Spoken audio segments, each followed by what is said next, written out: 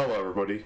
It's me, Loki, and I wanted to have a weekly podcast. It's going to be recorded every Friday. It might not be recorded exactly on every Friday, but at least be released on every Friday. And so I wanted to talk about last night's game first. I'm going to get straight into this. The Las Vegas Raiders lost to the Los Angeles Rams by a score of 16-17, as you can see on screen. And it really looked like the Raiders were going to get away with this because they were up by 13 points, I believe, but a lot of crazy stuff happened in this game, of course, and the first thing you have to start off with is that the Raiders somehow lost to an ESPN analyst coaching his first NFL game ever. Jeff Saturday did not have any defensive coordinator or offensive coordinator jobs in the NFL. They lost to him. And last night, they lost to Baker Mayfield, who, as we all know, had basically 40 hours of total time as a Los Angeles Ram before he was thrown in there last night. And he somehow won. He had a 98-yard touchdown right at the end of the game to seal it. And I just think there's a lot of things going on for the Raiders, obviously, just because their season has been really disappointing. They're 5-8 at this point in the season, and a lot of people had them at least being a playoff team. Some people even had them beating the Chiefs for the division. I wasn't that optimistic on the Raiders, but I did at least think they would be a second place team, kind of a wild card team, but so far they've just really been disappointing. The Devontae Adams trade really did not impact them as much as they thought they would be. They probably thought they were going to be more of a deep playoff team, even Super Bowl team, but they're not really happening because his co-stars of Darren Waller and also Hunter Renfrow have been hurt the majority of this season, so it's really been him out there. And then Josh Jacobs has been a nice surprise for the Raiders, but it just seems that no matter what the Raiders do sometimes, it's just not enough.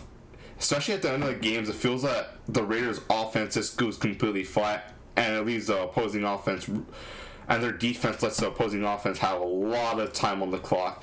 It just so happened in this game, I feel the Raiders just did not have any time of possession in the second half, especially in the fourth quarter. But I remember it happened earlier against the Arizona Cardinals, where at the end of the game, it felt like the Cardinals had possession for like 20 minutes straight, and the Raiders ran so little plays at the end of that game. So it's just a recurring theme where their offense just stalls out, 3-and-outs, and then leaves their defense tired and on the field for such a very long time. And this was just a whole game collapse for the Raiders, because when you have a 13-point lead, you have to at least keep the ball, and your defense has to not give up that lead either. But it was a combination of things, and I think a part of it was the arrogance of the Raiders, because I remember at the end of the game, before Baker Mayfield had that wild 98-yard drive, they had a punt, and it was a very good punt, but Matt Collins especially, they were hitting the gritty, they were doing dance moves, and it seemed out of place because they still had it may have been less than 2 minutes, but they still had possession of the ball, only down 6, and acted like they won it. So I just think they thought they won the game so early, but they really didn't, obviously, because losing to a walk-off touchdown is one thing, but losing to a walk-off touchdown to Baker Mayfield with basically less than 50 hours of prep that just does not happen every day. And the Rams have a pretty interesting situation right now, because if you cannot tell, they're also having a losing season, but it's just everyone thought they were going to be Super Bowl champs again, probably. They'll at least make a run at their division, but things just did not happen that way. Injuries to Cooper Kupp, Aaron Donald, Matthew Stafford, just to name the big ones, have really hampered their season, and it really showed with the record right now. And also, there's no real silver lining with this, because maybe, hey, if they have a losing record, they get a good draft pick, they can get some reinforcements, but their first round pick goes to Detroit this year, so their only pick in the first round goes to another team, so they can't really tank to get a better pick, and they're still losing while they're supposed to be competing. So I was going into this game not really sure if the Rams were going to, I knew they were going to compete, but I wasn't really sure what they're exactly playing for, because as everyone can tell, their stadium was taken over by Raiders fans. It seemed kind of lost at the beginning. But I have to give it up to this team. Sean McVay obviously knows how to be a great motivator, because he had these guys really dialed in on a game that really does not mean anything to them, but they still played hard, especially Baker Mayfield.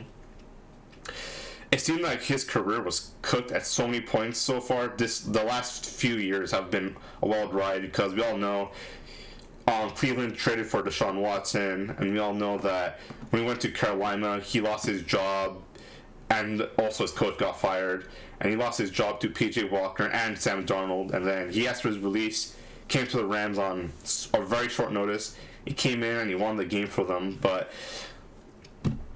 so that kind of makes me want to wonder, is Baker Mayfield their future, or are they still going to roll Matthew Stafford? Just because Matthew Stafford does have a spinal injury, and at this point of his career, no one would really blame him if he just retires, just because the injuries on his body, the amount of years he's played, and he's a Super Bowl champion at this point.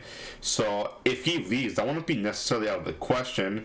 So would Baker Mayfield take over, or would he still just be a backup if Matthew Stafford does decide to play it out for the next few years of his contract? Not really sure where that's going to go, so we have to kind of wait and see on that. It's going to be more of a long kind of developing story.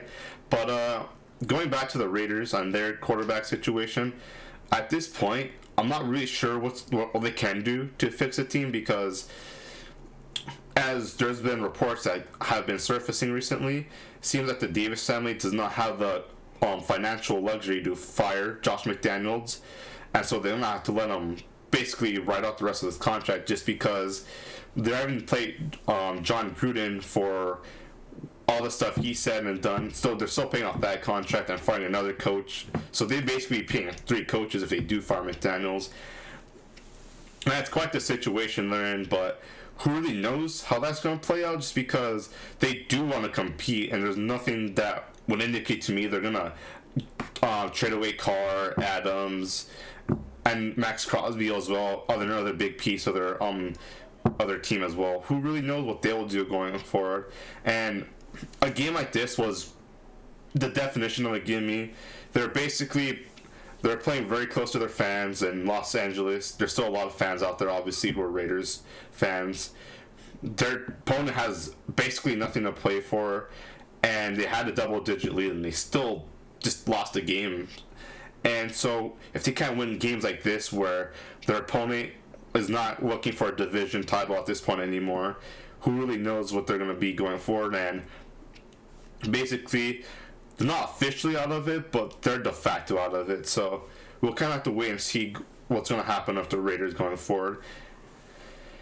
So going forward right now, this week, I'm going to do some I want to kind of talk about the games that are happening. I believe there's 10 or so games, and we'll kind of talk about storylines, what I think will happen, maybe some score predictions as well. So we'll get straight into it right now.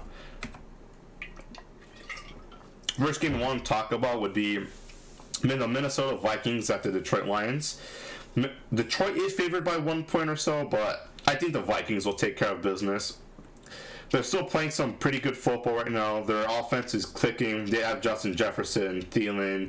Dalvin Cook has been playing pretty good recently, and Kirk Cousins is still a pretty decent quarterback. And the Detroit Lions defense has been playing better recently, especially compared to how awful they were in the beginning of the year. But I still think Minnesota has a lot more to play for.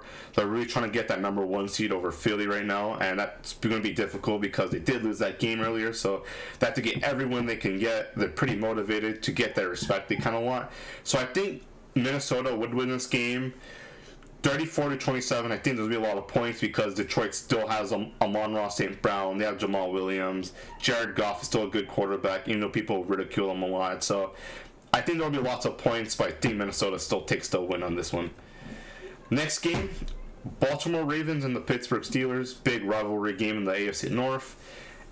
I'm not really sure how to feel about this game, if I'm being honest, because from what I can tell, reports kind of indicate Tyler Huntley will take over the starter for this game because Lamar Jackson does have, I believe, a knee or ankle injury right now. That's obviously going to hamper him. So Tyler Huntley will play. It's very trending to play right now. That's probably going to be a game time decision, but I'm pretty sure it's going to be Tyler Huntley. And if it's Tyler Huntley against the Pittsburgh Steelers. The Steelers have been playing pretty good recently. TJ Watt has been back. They've won, I believe, the last couple games, 3 or so games. And so because of that, I think the Pittsburgh Steelers have a really good shot of winning this game. I think if Tyler Huntley does play, the score would probably be 14-20. A little bit lower of a score game, especially compared to the Minnesota-Detroit game I talked about a couple of minutes ago. But I still think the Steelers would grit this game out. I think Kenny Pickett has also been playing pretty decently. He's been living up to his expectations, especially compared to a little bit of a slow start. So I think he can manage this game pretty well.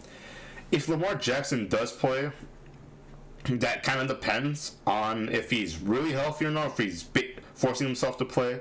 I think if Lamar Jackson generally does make a return and he's fully healthy, I think the Ravens would win probably 23-18 or so. It'd still be a pretty close game. The Steelers would have a run, probably make it really close to the end, but I think the Ravens would clamp up and win that game if Lamar does play. If not, I think the Steelers take it. So that's going to really depend on a lot of things on game day.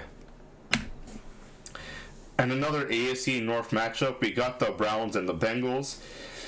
A pretty fun fact right now is that Joe Burrow has never beat the Browns before, but right now the Browns are in a bit of a turmoil state because Deshaun Watson did come back last week. He did not look good against a pretty bad Texans squad. Obviously, it's his first game back in 2 or so years, but I think the Bengals will continue to roll because they've won the last 4 games, I believe. They're neck and neck with the Ravens for the AFC North crown, so I think they have a lot more to play for than the Browns. I think the Browns will just kind of run out the rest of this year and then hope to come back fully healthy. Everyone's fully locked in, and Deshaun Watson is also a lot more knowledgeable about the system next year. So I think the Bengals will take this game. I'd say it would probably be 24-17 or so. I think Joe Burrow, even if Jamar Chase isn't, I heard there's some reports that he might not play or he's not 100%. I still think that he has enough weapons of T. Higgins, Tyler Boyd, Joe Mixon, who's coming off a concussion protocol, to win this game. Next, we have the New York Jets and we have the Buffalo Bills. I'm not gonna lie, if you would have told me earlier in this year that the Jets would be a real contender to win the division, maybe not win the division, but at least be a wildcard team, I would have thought you were smoking something, just because, no offense, the Jets have been pretty bad for the last years, or last 6 years or so, 8 years, but they're playing really good football.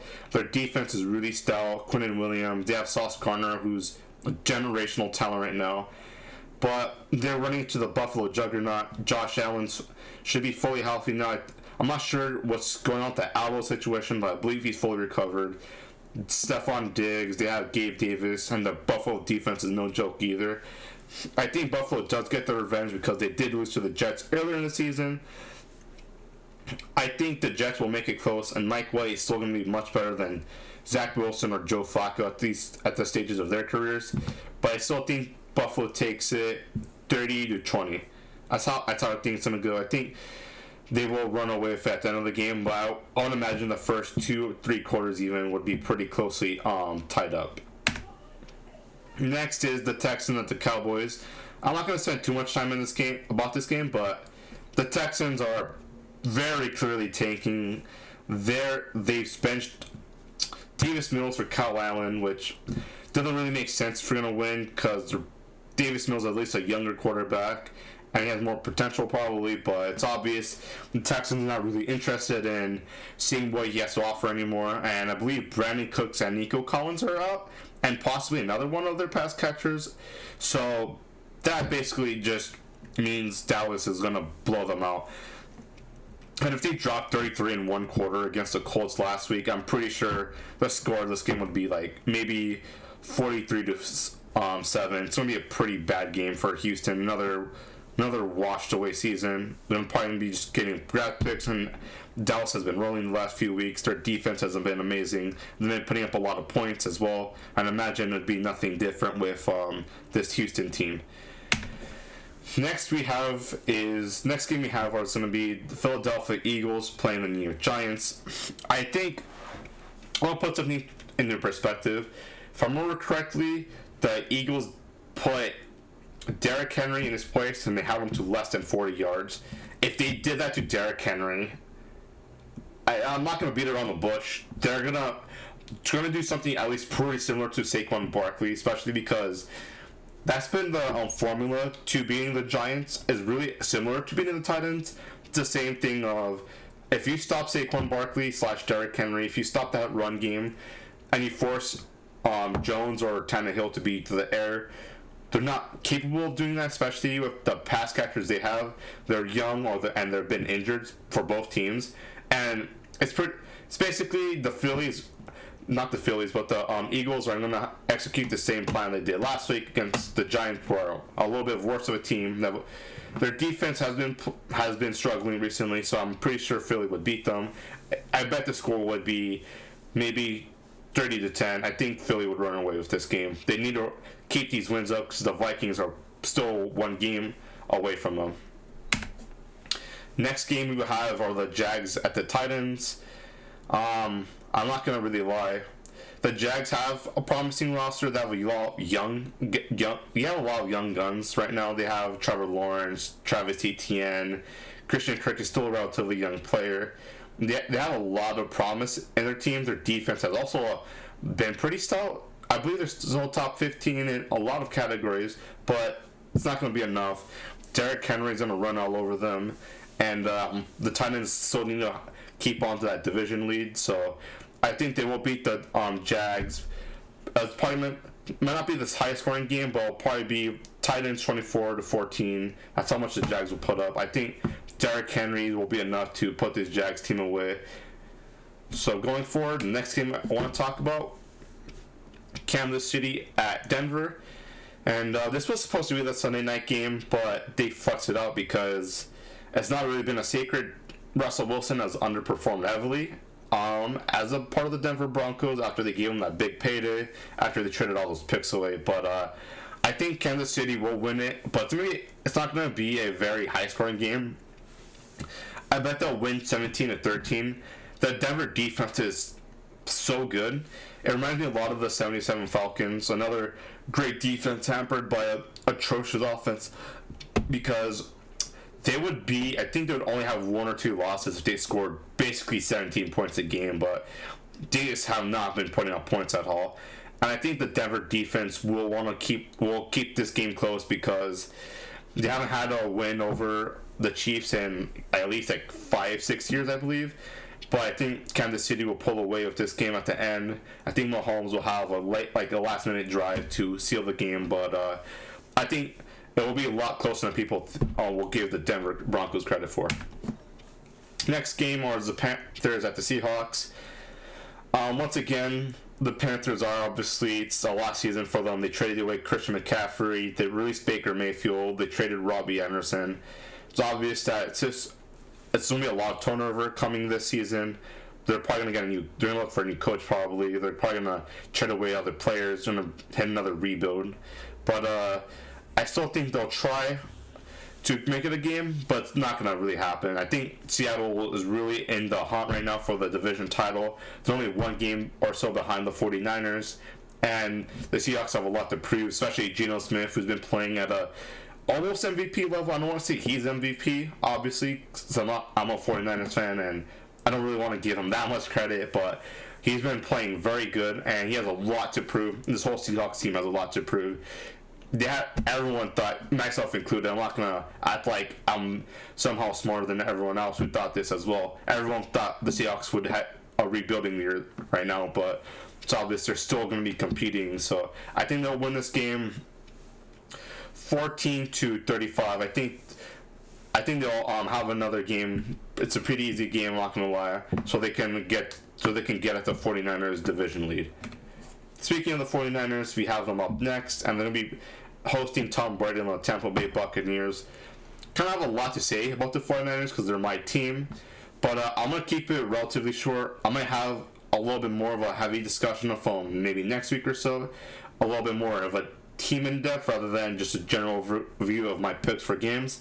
But right now, Tampa Bay 6-6, and they're really they've been struggling. They won against the Saints last week, but that was a massive Saints collapse on top of the fact that basically Tom Brady did his magic in the last second. They had that crazy last minute touchdown drive to seal it away, and also the Saints had that questionable punting play call, but that was in the past. Right now, I think the 49ers, even with Brock Purdy, will win this game. It'll be 13-3 if they do win this game, just because who really knows what Brock Purdy will look like in this offense, because he's a rookie. He's literally Mr. Irrelevant, but he's really relevant, obviously. I know people have made a joke before, but all of San Francisco and the Santa Clara area really are depending on him, because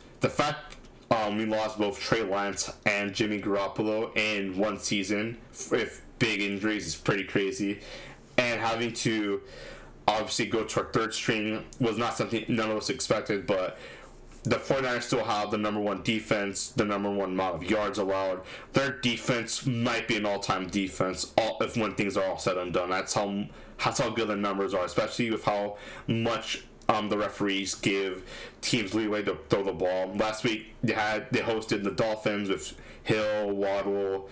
They still had Raheem Mostert and all those guys, and they blanked them basically. Tua had his worst game he had in a very long time after basically going undefeated for 8 or so games. So my thought process is, if the 49ers are able to do that to a young, hungry Miami team, they can for sure do that to the Buccaneers, who have been playing off an injured O-line. Their defense has been questionable, and Tristan Wirfs is also hurt for this game. And I've been hearing reports that Nick Bosa has been missing practice, but it's been leaning towards more so he would play, and if he does play, it's going to be wraps. But I'm really not sure how Brock Purdy will handle the offense, but I do think the defense will do it just enough so the 49ers can win this game 13-10. And speaking of those Miami Dolphins I kind of made reference to earlier, they will go play at SoFi Stadium on Sunday Night Football against the Chargers, and have a lot to say about both teams. More so the Chargers, I'll get to them in a couple seconds. The Dolphins, that last week was more of a testament to, I believe, how good the Niners are, rather than, let's just say, how inept or bad Mike McDaniels would be, especially that was his first game against D'Amico Ryans. Kyle Shanahan would know a little bit more about how to stop the Mike McDaniels offense, but I still think that Miami's still a good team. One loss should not negate that, as much as Twitter would like to make you believe. So I believe because of how injured the Chargers are, J.C. Jackson is out, their D-line has been riddled with injuries. They've been a really inconsistent team. On paper, they should be a lot better than 6-6, but due to underperforming, it's the nature of how everything has been. So I believe they can still put up points, but the Dolphins will be able to win this game. I think I'll be at 31, 24, 31 in going Miami's way, 24 to the Chargers. And might be a lot more questions after this game about Justin Herbert's future, just because he's a phenom. He still plays really good, even if the Chargers have been underperforming. So there's gonna be a lot of question marks after this game, especially if the Chargers do lose, because they would be under 500, and they made a lot of moves this offseason. And at this point in the season they don't have a winning record, there's gonna be a lot of questions, especially about Brandon Staley, about Lombardi as well, turning Austin Eckler and Justin Herbert into a dump-off duo is not really what a lot of people had in mind this season, but it's what's happening, and a lot of Chargers fans, especially that I do know, have been wondering what happened to the deep shots. I know the Chargers have had injured receivers, but even guys like Josh Palmer have been stepping up when he does have his name called up for that. And also, when are they going to use Austin Eckler in a more traditional running back way, rather than having him basically catch every dump off? that's going to be interesting to see if they will continue to use that as they have been the last few weeks, or they're going to go back to how Justin Herbert and Austin Eckler should be utilizing that offense, which still has the potential to be potent. But who really knows with that game? This will be pretty interesting, and I'm looking quite forward to talking about that game on next Friday's show. After I'll talk about the results of that game, and I'll talk about what I think about the Chargers probably a little bit more going forward. I think this will be a pretty telltale game for both teams. On Monday Night Football, we have the Patriots hosting the Arizona Cardinals, and I'm not going to lie, this is not really a game a lot of people are looking forward to, myself included. It's kind of hard to tell because it's obvious the Patriots are in a weird spot because they want to compete. They're obviously not going to tank at this point in the season. They're still, I believe, 500, but there's a lot of issues going on, especially with play calling with Matt Patricia, Joe Judge, how they fit with Mac Jones, and how that they've been hampering Mac Jones' development, and their utilization of basically they've been misutilizing a lot of their receivers, unfortunately, and their offensive weapons. A lot of it has turned into screen passes, dump offs, and they just get in a lot of third and longs because of that bad utilization, and that's what's been leading them to have to go through and out a lot, and then their defense is on the field a lot more than they're supposed to. And I want to see how they would handle Kyler Murray and DeAndre Hopkins and all those guys they have over there in Arizona. But I think it's a hard game to tell because Arizona's not been good either. They have had a really bad experience this year. They've had a lot of games kind of slip through their fingers, especially the game against the Chargers. They've been blown out a couple times, especially in Mexico City against the Niners in the game they were supposed to host, but they didn't really end up going that way. And I think this might be another kind of close game, but I think that Bill Belichick will do enough to kind of coach his defense to stop the Arizona Cardinals attack, and I think that I'm not really sure the Cardinals will have kind of an answer for Ramondre Stevenson and all the Patriots running backs as well. So I think the Patriots will win probably 20-17. It'll probably be a close game, but I think they're obviously going to have the advantage of the weather at this time of the year in Foxborough, so that's another thing they kind of have going for them. And Cliff Kingsbury has been highly criticized, and I think that might come to bite him in the behind this game as well. The last game I'm going to talk about right now will be the San Francisco 49ers at the Seahawks, which will be part of next week, but because I'm going to do this show every Friday, I'm not really sure how I'm going to exactly do Thursday Night Football predictions going forward, but I think this will probably be the easiest way I can do it. And it's going to be kind of hard because the Niners have been a little banged up because short rest going to Mexico City, coming back, and it's going to be more short rest against a tough divisional opponent at their home stadium. So the way I kind of see this going down would be, if everyone's healthy on the defense, assuming we don't lose anybody or we don't lose anybody on the offense, we can win this game. I think it would be a 24-17 game. I think our defense can hold Geno Smith in check, and our secondary has been playing a lot better than expected, especially Lenoir on our right cornerback slot. He's had some really good numbers, and I think he can put in some work against the Seahawks as well. The Seahawks secondary can give us issues, especially with Tariq Woolen playing really good. But I think Christian McCaffrey, Deebo Samuel, Price as well, all those guys can do a really good job kind of spreading around the backfield with screen passes, dump offs, normal handoffs, which can be a really good spot. Even if Brock Purdy is still I'm not really sure if they're going to give him the keys to just fully air it out yet, but I think the 49ers can win this game 24-17, assuming no injuries happened on Sunday afternoon. If not, assuming maybe Bosa doesn't play this game because he's banged up after the Bucs game or whatever else happens, I think the Seahawks do need this game a lot more maybe than the Niners will. To split the Niners will put them in a much better position. So I think that, assuming that if there are a little bit more injuries going the Niners' way, it will be a kind of an ugly game. I think the Seahawks can legitimately win 17-14, but a lot of it does depend on how Sunday will go.